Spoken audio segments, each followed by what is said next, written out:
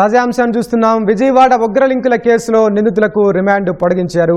ఈ నెల 20 వరకు కోర్టు రిమాండ్ పొడిగించింది. దీనికి సంబంధించిన మరింత సమాచారం మా ప్రతినిధి శ్రీనివాస్ అడిగి తెలుసుకుందాం. శ్రీనివాస్ మోహన్, చెప్పండి, ఉగ్ర నిందితుల రిమాండ్ను ఎప్పటి వరకు పొడిగించారు? దానికి సంబంధించిన పూర్తి సమాచారం ఏంటి? ఉగ్రలింకుల కేసుకు సంబంధించి వాటితో నిందితుల రిమాండ్ గడువు ముగిసింది. దీంట్లో వీళ్ళని విజయవాడ కోర్టులో హాజరుపరచడం జరిగింది. కోర్టులో హాజరుపరిచిన తర్వాత ఈ నెల 20వ తేదీ వరకు రిమాండ్ ను న్యాయస్థానం పొడిగించడం జరిగింది.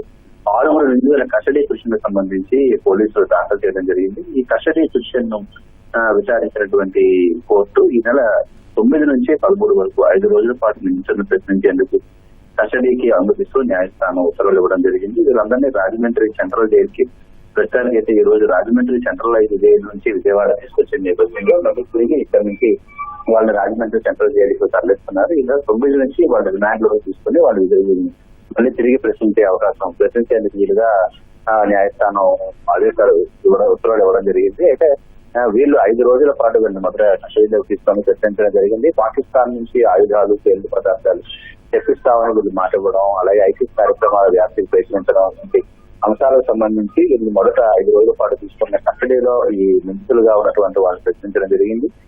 తొలి నుంచి కూడా జిహాదీ భావాలు గలలో ఉన్నప్పటికీ కూడా సామాజిక మాధ్యమాల్లో విదేశీ హ్యాండ్లర్ గా ఉన్నటువంటి అల్ హకీం షకూర్తో పరిచయం ఏర్పడ్డాక అవి తీవ్ర రూపం దాల్చాయని చెప్పి విజయవాడ ఉగ్రమూల కేసుల్లో నిందితులుగా ఉన్నటువంటి వ్యక్తులు కౌంటర్ ఇంటెలిజెన్స్ సెల్ విచారణలో అయితే వెల్లడించడం జరిగింది. ఎవరైతే ఈ హకీం అనేటువంటి హ్యాండ్లర్ ఎవరైతే ఉన్నారో, ఆల్ హకీం అనేటువంటి హ్యాండ్లర్ ఉన్నారో, ఆయనతో పరిచయం అయిన తర్వాత అతని తర్వాత ఆదేశాల మేరకే నిషేధిత ఉగ్రవాద సంస్థ ఐసిస్ కార్యకలాపాలను మన దేశంలో వ్యాప్తి చేయడానికి, అలాగే జిహాద్ కోసం ఆత్మహత్యలకి పాల్పడేలా యువతను ప్రేరేపించడానికి కూడా వీళ్ళు పూనుకున్నట్టుగా కూడా సిఐ విచారణలో వాళ్ళ కొంత వివరాలు ఇచ్చినట్టుగా కూడా తెలుస్తోంది. అందులో భాగంగానే బెనెక్స్ కామ్ పేరిట ఇన్స్టాగ్రామ్, టెలిగ్రామ్ లో కూడా పలు గ్రూపులు ఏర్పాటు చేసి తీవ్రవాద భావసారం కలిగినటువంటి వ్యక్తులు జిహాద్ కోసం ప్రాణత్యాగం చేయడానికి సిద్ధంగా ఎవరైతే ఉన్నారో వాళ్ళని అందులో సభ్యులుగా తెలిసి వాళ్ళతో సంప్రదింపులు చేసినట్టుగా కూడా తొలి విడత 5 రోజుల కస్టడీలో వాళ్ళు తీసుకున్నప్పుడు వాళ్ళతో సమాచారం ఇవ్వడం జరిగింది. ఇందులో విజయవాడ వాసుగా ఉన్నటువంటి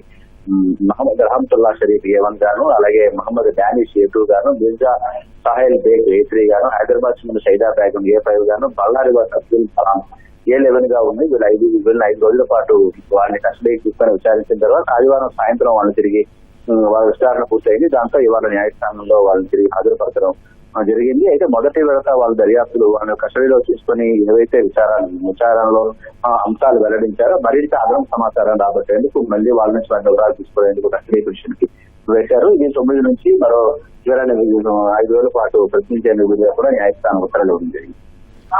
ధన్యవాదాలు శ్రీనివాస్ మోహన్.